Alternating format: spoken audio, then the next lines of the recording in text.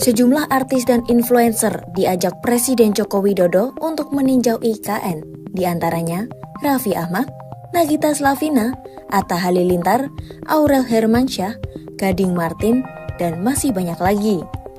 Hal itu terlihat dalam unggahan video di YouTube Sekretariat Presiden pada Senin 29 Juli 2024. Setiap saya masuk ke media sosial dan membaca berita tentang Ibu Kota Nusantara atau yang kita kenal dengan sebutan IKN, komen-komen negatif selalu bermunculan dengan satu narasi yang mirip, yaitu IKN mangkrak, IKN mangkrak.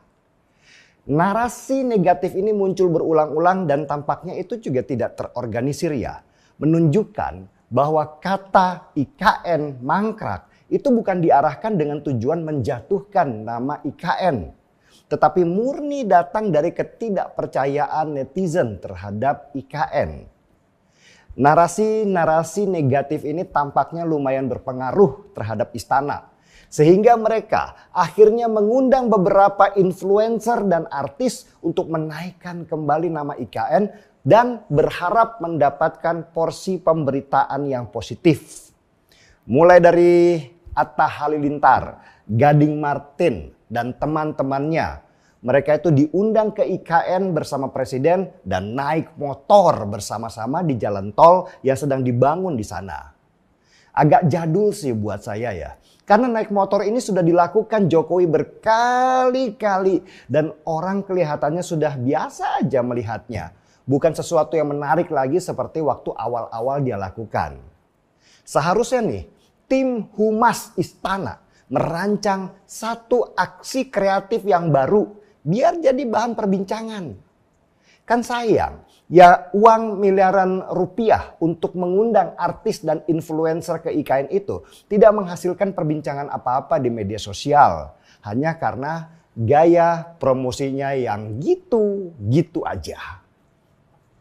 Sorotan terhadap IKN ini semakin gencar dari waktu ke waktu.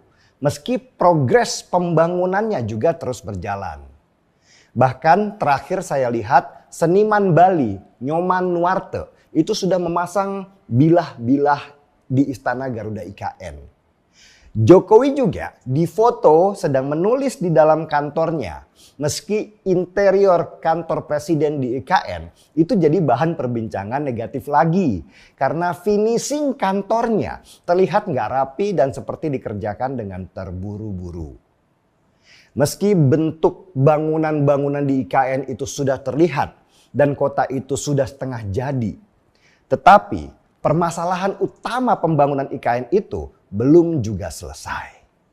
Mana investornya? Itu pertanyaan yang selalu berulang-ulang ditanyakan dan sulit dijawab oleh pemerintah.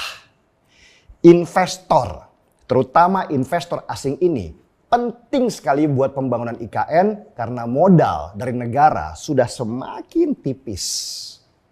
Sebagai catatan ya, modal untuk pembangunan IKN sampai nanti jadi diprediksi menelan anggaran total hampir 500 triliun rupiah. Nah, pemerintah menganggarkan untuk keluar uang dari kantong sendiri sebesar hanya 20% saja. Atau sekitar 90 triliun rupiah lah. Sisanya nih sekitar kurang dari 400 triliun rupiah itu harus didanai oleh swasta. Gede banget kan? Kalau sudah bicara ratusan triliun rupiah begitu, tentu kita nggak bisa mengharapkan investornya dari dalam negeri. Tentu harus konsorsium dari investor-investor asing. Dan pertanyaan selanjutnya, apa sih yang ditawarkan oleh pemerintah supaya investor asing ini tertarik untuk invest di IKN? Pemerintah ini sudah melakukan banyak hal, mulai dari sewa lahan yang bisa sampai hampir 2 abad.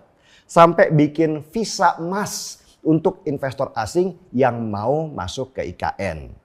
Pokoknya mau apa aja lah investor. Silahkan, pemerintah kita oke kok. Yang penting datang, bawa duit, kami pun senang. Tetapi pertanyaan yang paling penting buat para investor yang pengusaha itu pasti cuma satu.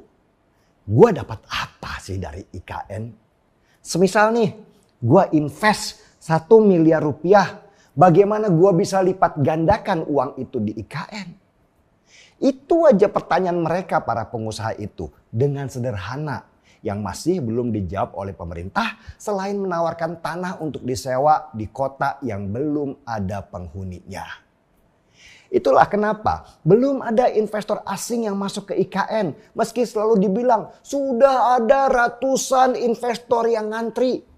Buktinya belum ada satupun investor asing yang berani invest ke IKN. Dan ini tentu masalah besar buat pemerintah kita.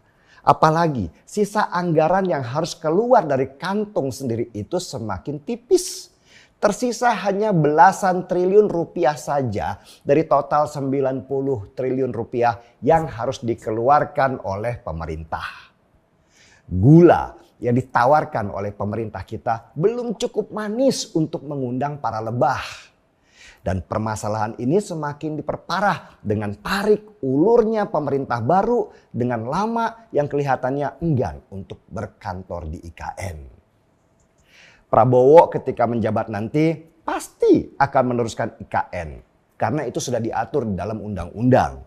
Tapi IKN itu kan legasinya Jokowi. Sedangkan Prabowo itu pengen nanti punya legasinya sendiri. Dan saya prediksi IKN tetap akan diteruskan, tetapi dananya akan seminim mungkin. Gak jor-joran seperti sekarang ini, puluhan triliun rupiah hanya dalam waktu 3 tahun saja. Kita berharap sama-sama nanti IKN tidak bernasib seperti Hambalang yang mangkrak karena tarik-menarik politik kepentingan. Kasihan dong mereka yang sudah susah payah menghabiskan waktu untuk memikirkan IKN sejak lama.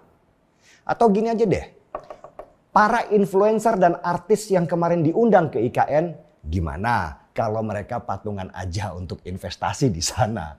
Mereka kelihatannya kaya-kaya dan mampu untuk berinvestasi di IKN. Yakinlah, yakin kita menyeruput kopi hitam kita.